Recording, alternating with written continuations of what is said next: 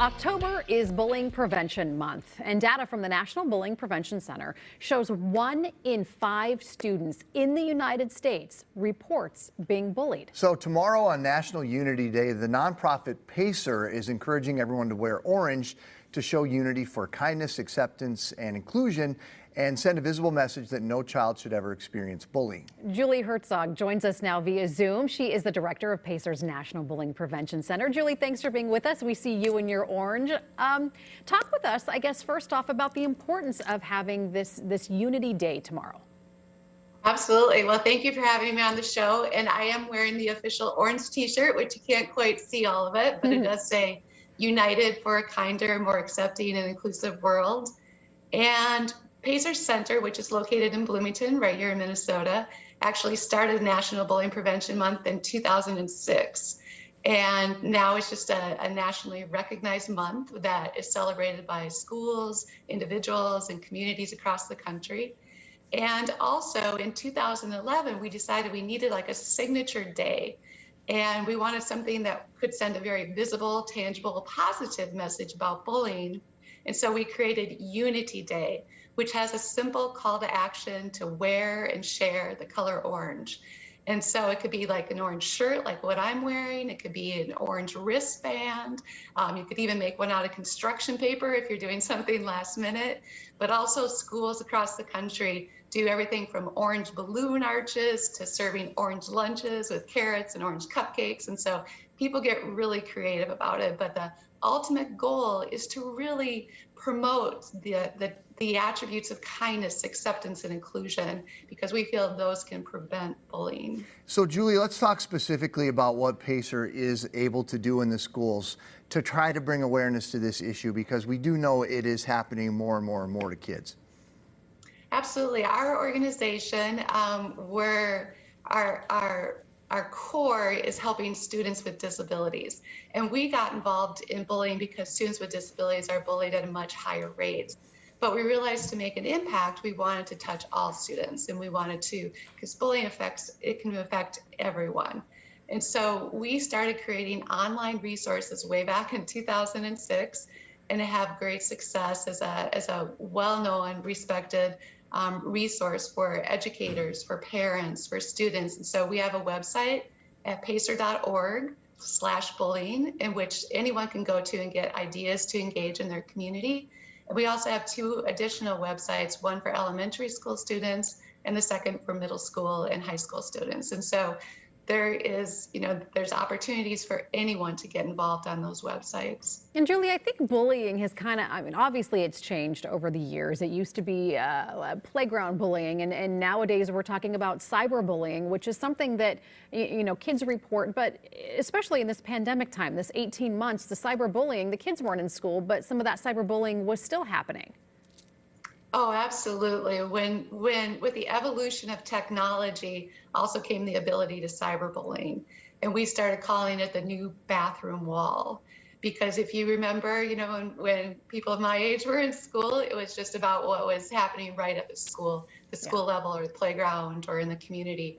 But now kids have the ability to quickly reach thousands of kids with messages through social media. And so it's incredibly important to be talking to kids about how to keep themselves safe, what appropriate behavior is online. And so cyberbullying has greatly impacted us as a society. So what can what can parents and grandparents do to try to monitor what's happening with the kids? And we've already said, with a lot of the e-learning that's going on, they are on their electronics more now than they ever have before. What are people to do?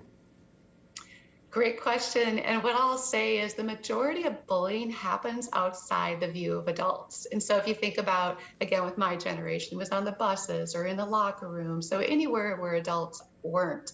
And so kids are very savvy when using technology, because so often adults don't view what's happening online.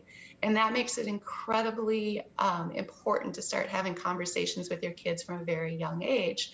and let them, even when you give them that first cell phone, be negotiating a contract to say, what's going to happen? What are we going to do when somebody is mean to you or hurts or says something that's hurtful or harmful? How can we react? Because so often parents' first reaction is to take away the technology from the kids, but really, truly, it's about engaging them in how to use it and continue to have those conversations, because just like as kids grow older, their use of technology changes. But be thinking about it from when time kids are very young. Anytime that there's an opportunity to interact, even on gaming or texting, there's going to be that opportunity for bullying. And if your kids are the ones doing the behavior, hold them accountable. Absolutely hold them accountable and make sure there's consequences that are appropriate for them. Wonderful. Julie, thank you so much for your insight. We appreciate your time this morning. Pacer's annual benefit is happening next month, and a very familiar face will be in attendance. Steve Martin is going to be holding a Q&A session on Saturday, November 13th at Pacer's virtual event. If you would like information on getting tickets, you can head to pacer.org/events. Before the break, we introduced you to the Pacer organization. The National Bullying Prevention Center provides resources to benefit all students, including those with disabilities. So Stages Theater Company in Hopkins teamed up with Pacer to produce a live-action puppet production, the Spookly Halloween Show. It premieres on National Unity Day, which we mentioned is tomorrow, and it focuses on how our differences make us special. Here to talk a little bit more about the partnership and the production is Sandy Bourne-Barrett. She's the artistic director at Stages Theater Company. We're happy to have you with us here, Sandy. Thanks for having me. Absolutely. Tell us a little bit about how this kind of came to be. It's interesting because Stages has produced the live stage production musical of Spookly the Square Pumpkin 3 times. Okay. And it's been wildly popular. The messaging is great for families and kids. It's fun, it's musical. And the rights holders for that property really wanted to do a series. So they approached Stages and said, we want to mix live action, music, animation, all together with puppets, and we'd like you to do it. And one of the benefits to COVID was, hey, we're not doing anything right now. So we were able to create these characters, work with them on the messaging, and they brought in a director that's worked with the Muppets, really talented. Craig Shaman from New York came in, worked with us. It was new for us. And what an honor to be able to bring it forward. And part of this is you worked with Pacer on coming up with some messaging to really kind of keep driving that point home to little kids who may be watching this. Who, exactly. May carry that with them the rest of their lives. That's right. Theater education is what Stages does. It's at our core. So we wrote curriculum that teachers and families could use, a toolbox for kids to take the pledge.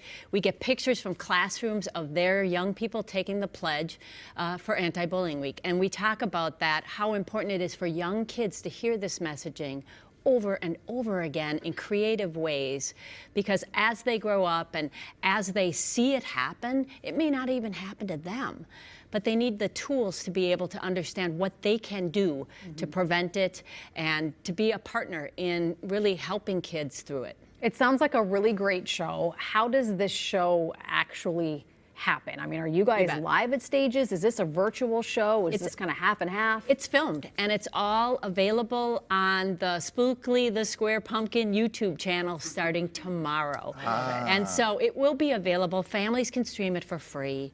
And the Spookly the Square Pumpkin book is 20 years old tomorrow. And that started it all. And it's a really fun way for kids to get messaging that I think is really important in the world right now. Well, Sandy, we appreciate your time. We'd love to be able to keep going on with you here, but we've got to wrap it. I mean, look, you guys have big things planned for this. So we do. We do. It's sky's the limit, it sounds exactly. like. It's going to be fun. Awesome. Thank you. Thank you. Stages, by the way, is hosting its first in-person performance in a little less than a month. On November 13th, you can see All Together Now, a global event celebrating local theater in Hopkins. The one-night-only cabaret fundraiser starts at 6 o'clock. You can find more information on their website, stagestheater.org.